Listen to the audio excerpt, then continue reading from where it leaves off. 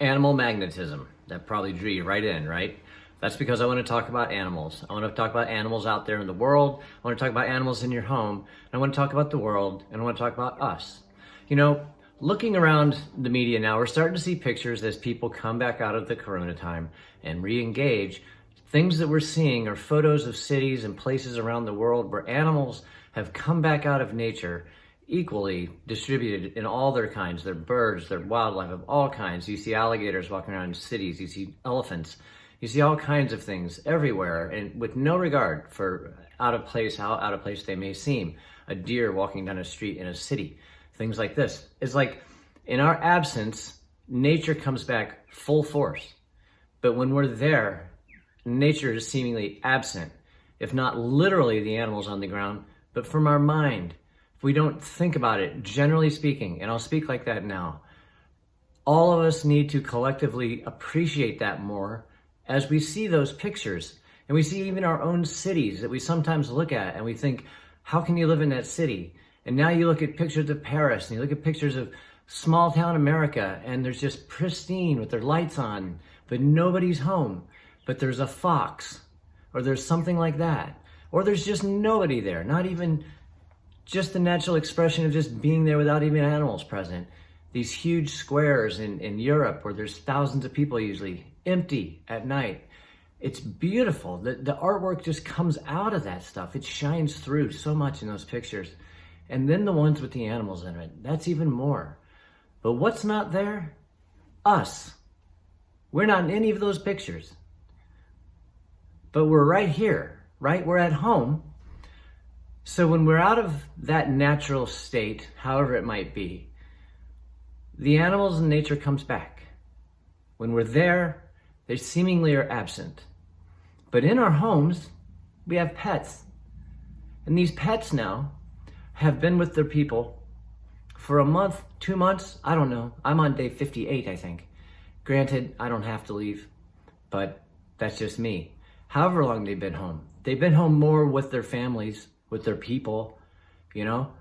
Now, they're probably loving this. I talked to my son on the phone this morning, and I asked how his dog Leo was, and he said Leo's loving it. We're all here all the time. And just think of that for those animals at home, who are sort of like the flip side of all this. Most of their time, like that dog right there, they're probably at home alone. And now they have you all the time. And now as we go back and repopulate those spaces and displace nature, we then take our own animals that we love so much that we call our pets, and now they're going to feel that separation. Now, granted, they're not in the same conscious space as we are, you know, longing and stuff, but they certainly feel, and you know that. All you pet owners know that. Anybody that's ever been around animals, we all know that. It's a given. That dog right there, we love it that he's barking right now. That's Fido, by the way. It's my neighbor's dog. But here's some other ways to look at this. When we look at ourselves at our home with our pet, right? In this time that we've been at home, had our time to be home, we've been with ourselves, we've been with our pet. We've gotten to know that. We've gotten on longer walks with our pet. We've maybe played with our cat longer on our bed. Maybe our cat now, we moved the litter box. Maybe it doesn't have a litter box. Maybe who knows? Who knows? But it's been more of it. You can't help it. You're there all the time. I don't have a pet. But if I did, well, I have Lido, I have Fido, I have a pet by proxy, or somehow. You spend a lot of time with yourself, you spend a lot of time in your home, you spend a lot of time with this animal. And now as you re-engage back out, and we seemingly displace nature, we then leave a vacuum at home with another animal. But think of that as all this time that you spent.